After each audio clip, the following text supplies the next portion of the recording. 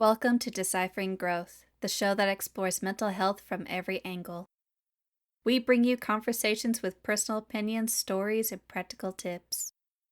We aim to break down the stigma and help you live your best life. So please sit back and let's dive in.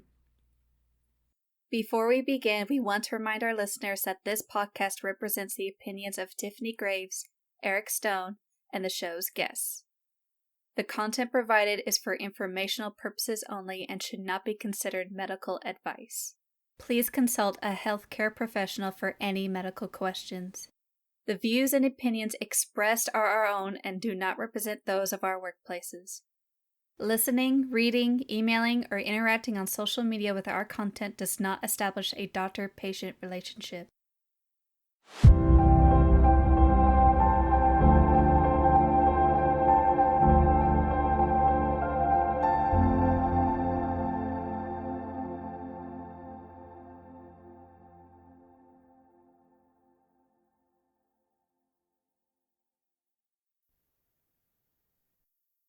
All right, we are back after Eric's wonderful vacation.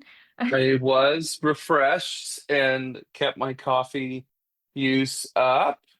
So it's good to be back. And, I know Tiffany, you'll get some breaks here too soon. So we do believe in trying to practice what we discuss slash preach here of refreshing ourselves and practicing self-care.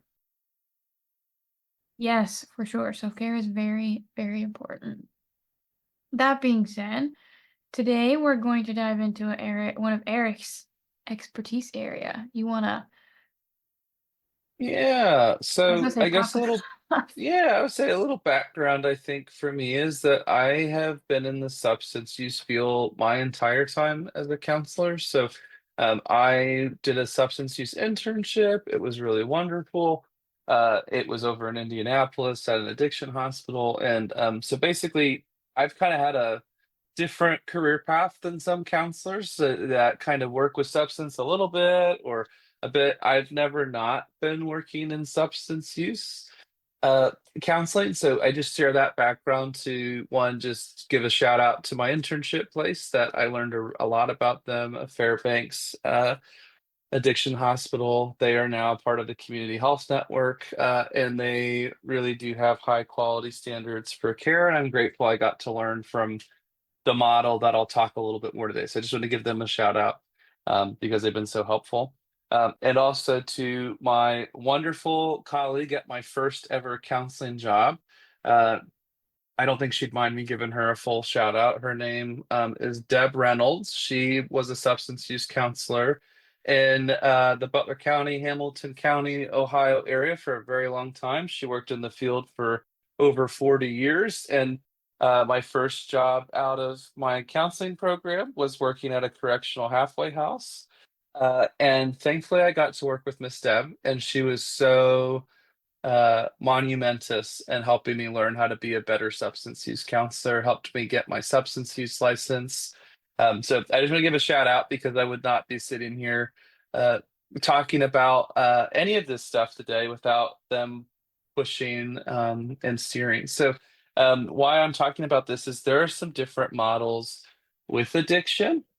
And one of the models to talk about today is just the self-medication model for trauma. So, how people self-medicate through addiction and why that deserves more compassion, not condemnation. So, Tiffany, one of the things we've talked about a little bit is compassion, seeing things from different points of view. I know you're a very compassionate empathetic person. But when you kind of think just maybe self-medication, addiction, not like stereotypes, of course, but what kind of comes to mind for you? I guess for me, kind of that emotional avoidance, kind of thing when it comes to self-medicating or like, what's the word I want to use? That desire to find something that works, whether it's healthy or not. Those are kind of the two things that come to mind when I encounter someone or am talking about like self-medicating and how like people are managing to cope with things whether it be in a healthy way or not. Yeah, I agree. So, there's a big saying in substance use counseling, we're all self-medicating something. So I just took a sip of coffee as I started having this conversation with Tiffany, even mid-sentence. Maybe you guys can catch it, maybe you didn't. I've been drinking coffee a long time. Self-medicating But tired.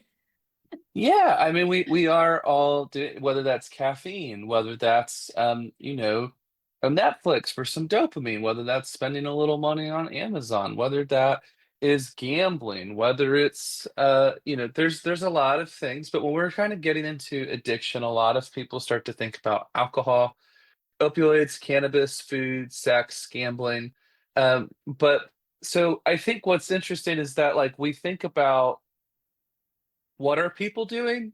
So they're like, what's the action you see on the surface? So you see someone smoking a lot of weed, or you see someone spending a lot of money and time with alcohol, or stimulants, or opiates. Insert substance. But sometimes that's what we're seeing, and then we're also maybe challenged by someone doing that. So if we just talk about maybe a family member who's less available, or maybe a friend that isn't in the same capacity to support their family, or so we see the dysfunctions of it pretty clearly, but I also would just like to throw out that it is always easier to look at someone else's life and stuff and see the dysfunction than our own. So I'm talking about caffeine right now.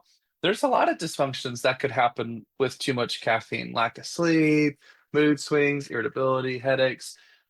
So I'm wanting to just challenge some of that stigma that we may be talking about some substances that are legal or currently illegal, and that doesn't really change it doesn't fully matter in those moments, right? Like what you're addicted to, what are you using to self-medicate? So I just want to give a working definition of self-medication. Self-medication is when a person uses substances or behaviors to cope with emotional pain, distress, or unresolved trauma. Um, and if you're using that lens of like, okay, addiction is self-medication, then it's not about weakness, it's about survival. So if I am dealing with my trauma with self-medicating with alcohol, that's me trying to survive the day and get through the day. It's not me picking something. So I don't want to go off on too many tangents, Tiffany. So anything just about the self-medication definition so far? Yeah. Um, that theory and model kind of really highlights like the why behind trauma and addiction. And I kind of want to like look at like the brain and how it gets rewired because of that. Just kind of like layering on top of what you're already saying. At its core, addiction isn't just poor choices, it's a nervous system that's been hijacked for survival. Trauma changes how the brain assesses safety and danger. So, when a person uses substances, especially in the aftermath of a trauma, their brain quickly learns this helps me feel okay, or at least less overwhelmed, or less whatever is their big emotion they're dealing with in that moment. And what that can look like is our amygdala, which is basically just our alarm system, becomes hyperactive from chronic trauma. That prefrontal cortex, the part that helps with logic, decision making, and impulse control, becomes less active or underdeveloped due to that prolonged stress.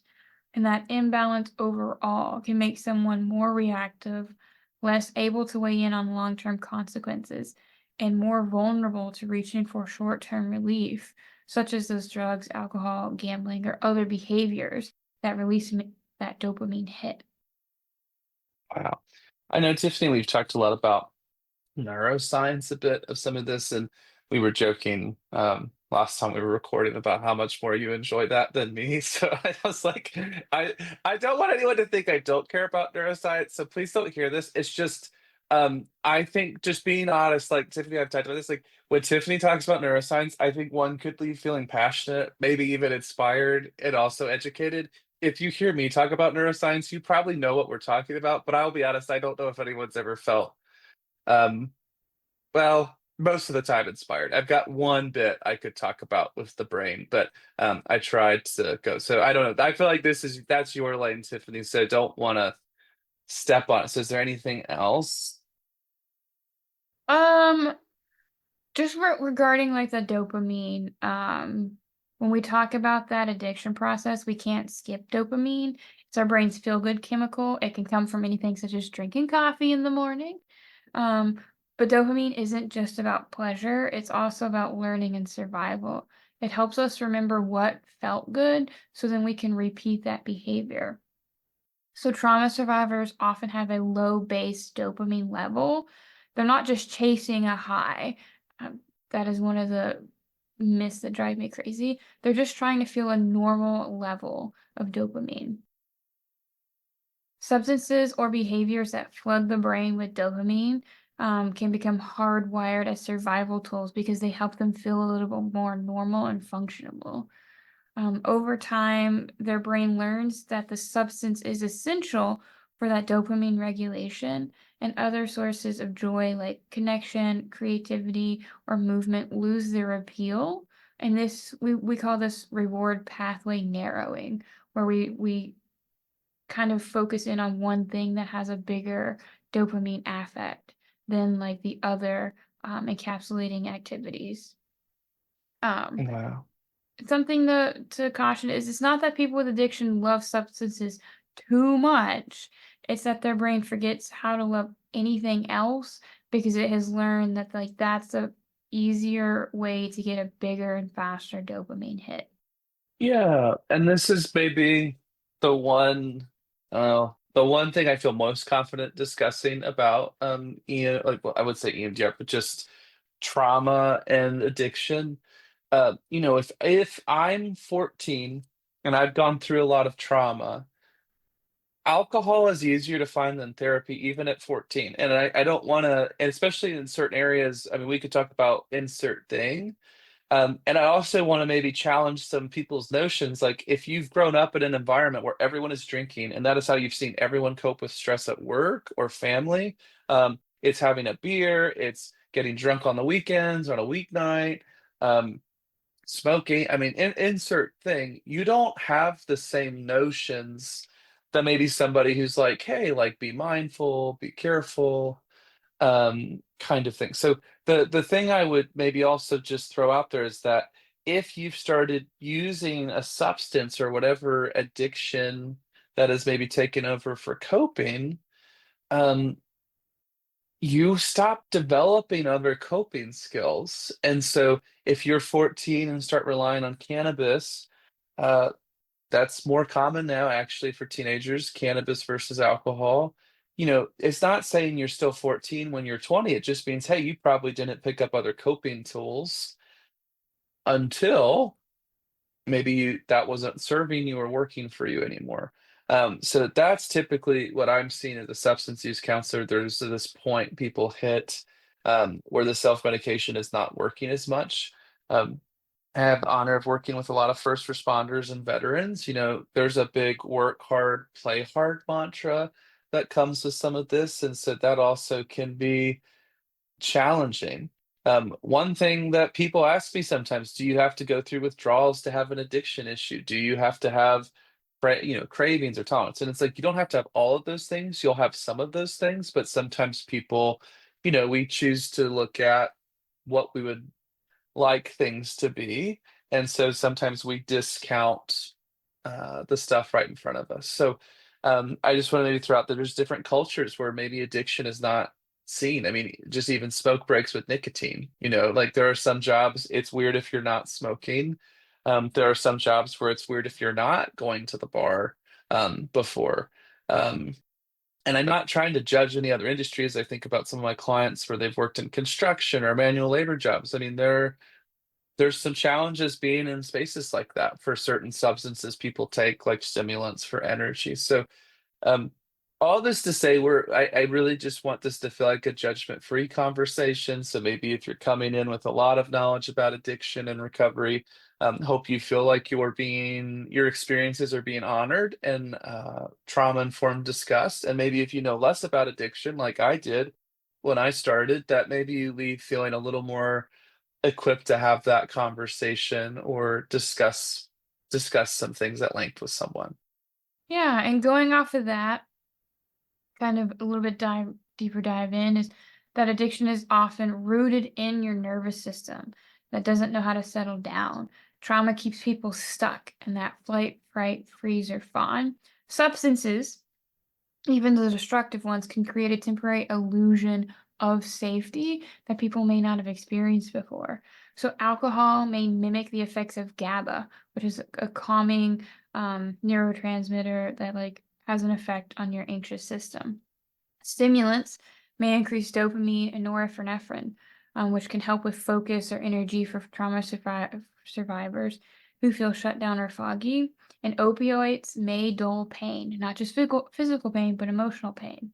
Um, the problem with this is that the brain then becomes dependent on these substances for regulation, especially when people haven't been taught or haven't had the safety to be able to develop or learn um, other coping skills. And I would almost throw in there, like, don't have the privilege to learn them as well.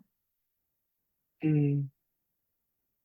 Yeah, I mean, you have to be you have to have some kind of energy, right, to manage some of these things and to Mhm. feel willing to learn some of these things as well. I mean, it's not easy to admit things aren't going well. And so I think that's where a lot of maybe one thing before I forget that I would like to say is that no one is choosing to be in addiction. I say this because sometimes I've gotten very judgmental questions from folks where they're asking me like, why is someone doing this to themselves? Why, like very like just very harsh, very judgmental.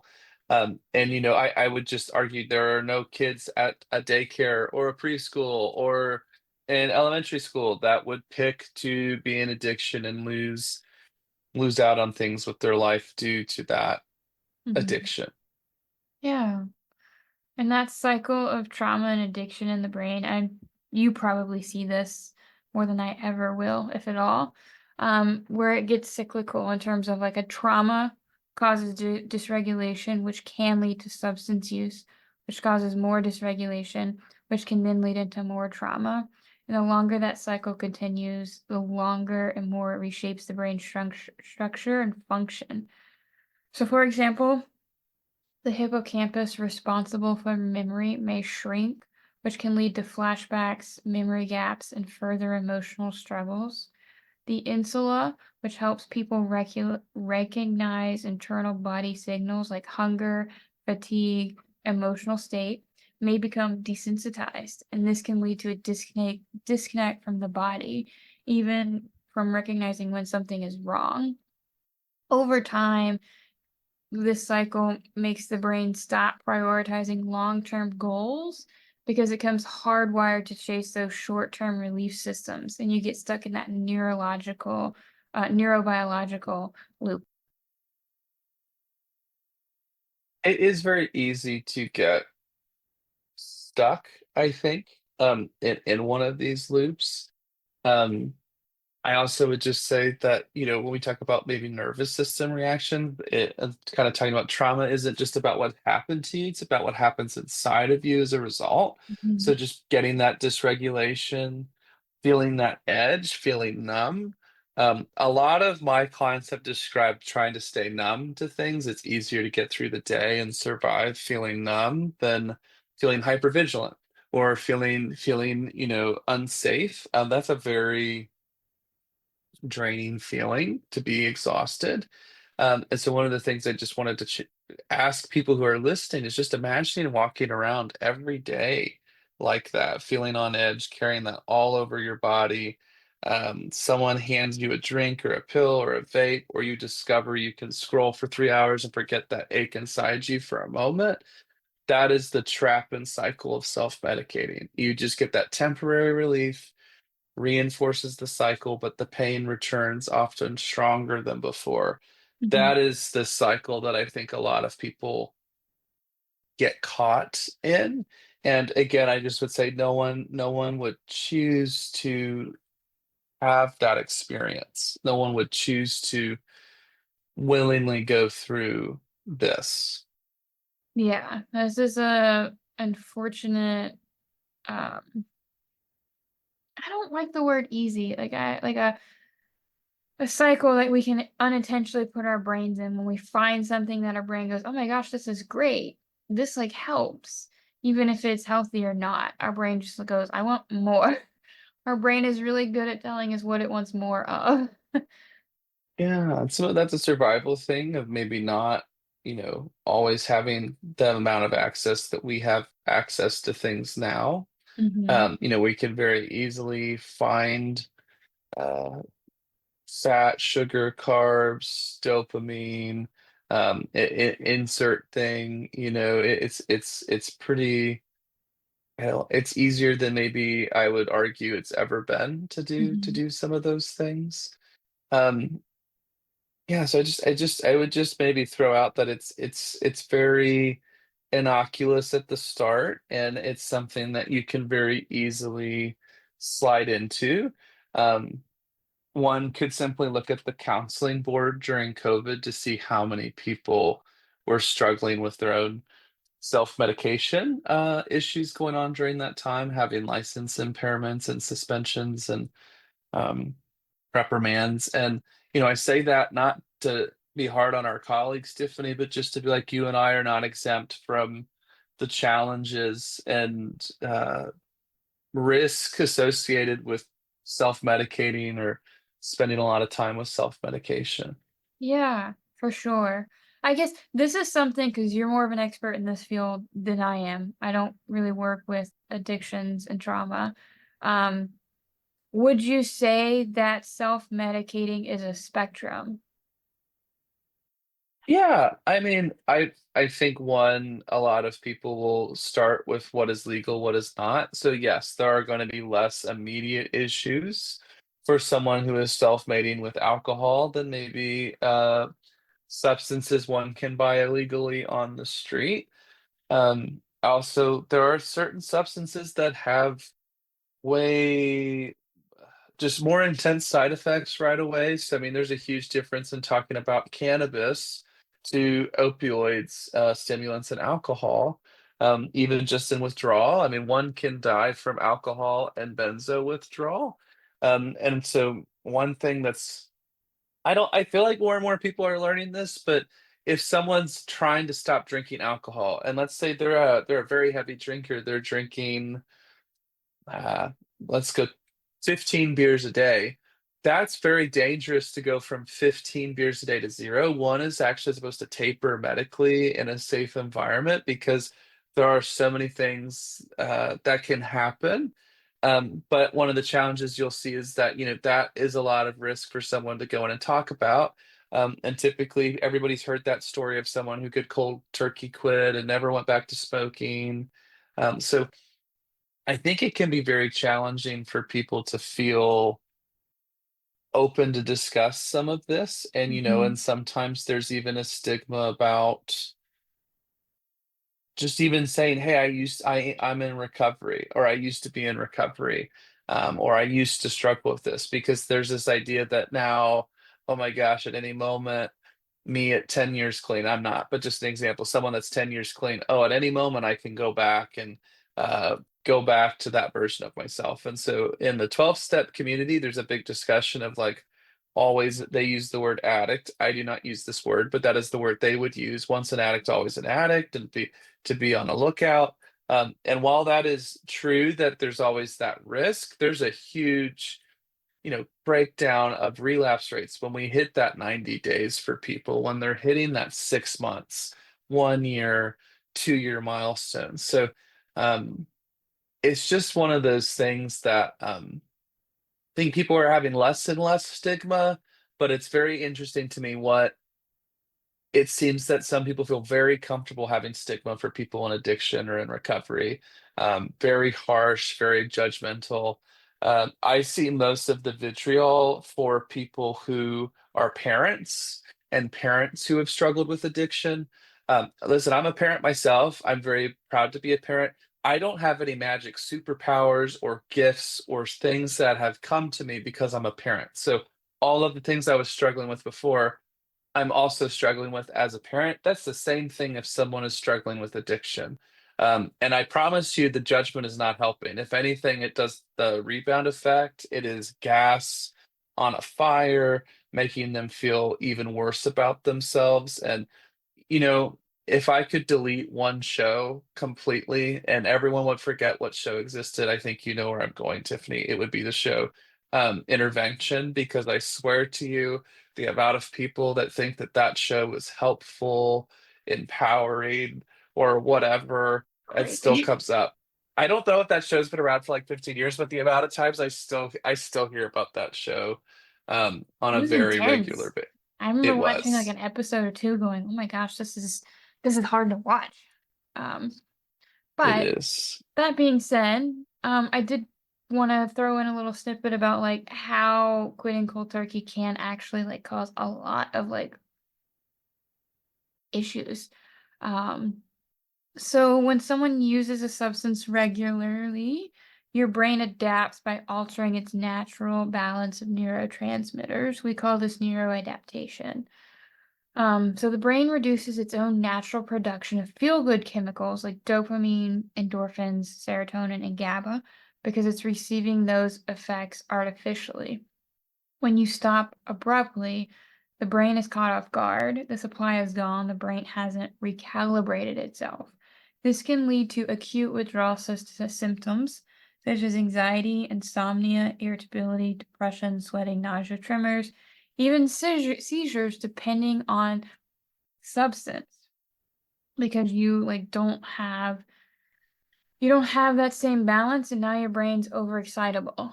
Um, Substances can often suppress the hypopituitary adrenal axis, which manages our stress response essentially. When a substance is removed abruptly, the stress system has to rebound, which means it makes more cortisol, the stress hormone.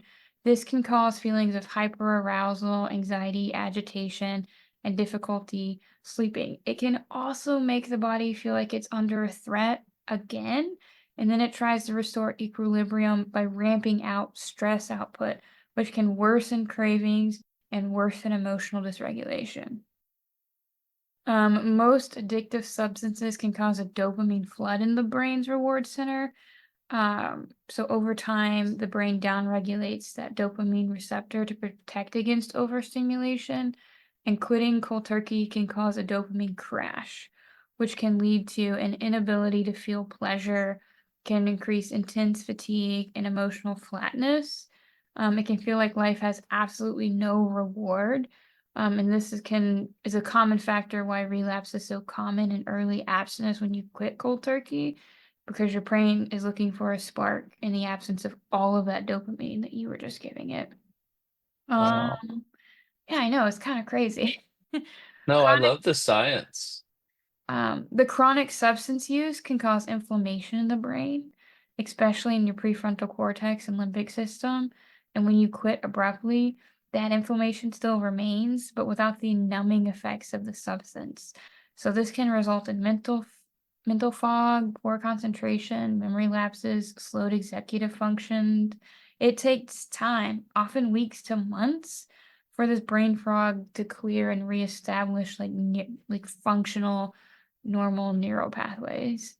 Um, and then for people who quit and relapse multiple times, the brain may develop a phenomenon called kindling, which is where each withdrawal episode becomes more severe than the last, even if the amount of substance used was lower.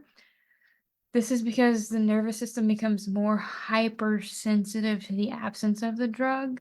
It's especially dangerous with substances like benzodiazepines and alcohol, where cold turkey withdrawal can be life-threatening due to the seizure risk. Wow. It is good to I feel like learn together because like even just the way you're coming at this, Tiffany, it's like it's I've heard some of this before, but I've not maybe approached it that way. So I'm really this is very fascinating and I'm learning from some of the things you're talking about. Is there anything else that you have connected here with, maybe more of the neuroscience pieces?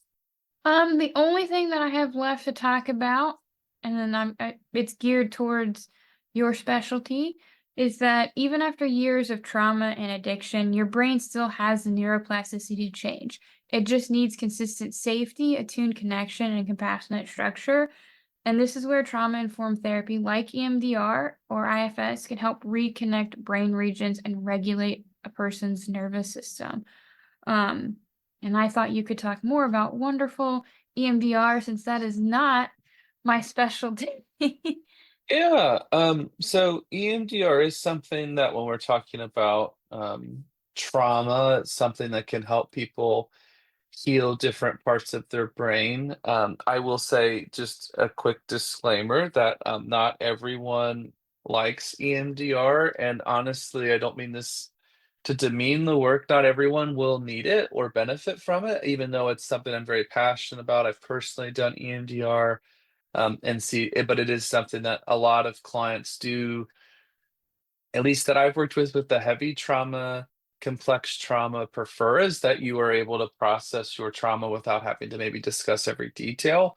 I know that's been extremely popular for my veteran first responder and clients with some things they prefer not to discuss, and if they've had multiple therapists.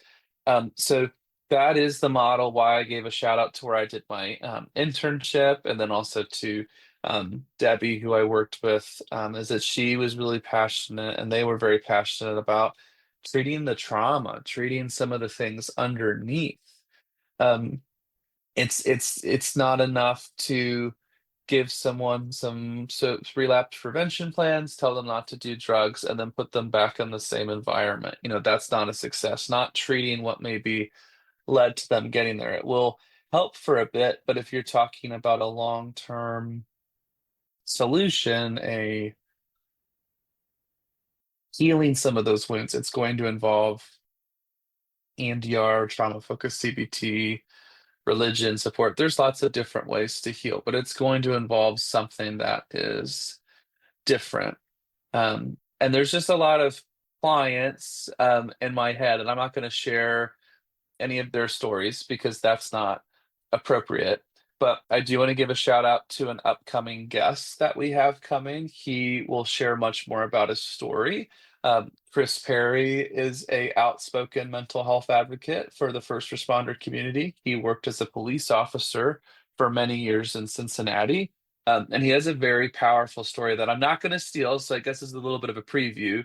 But he has a very powerful story about his trauma and his experience with it, how he found out about it, how he managed it, and how there was a lot to overcome.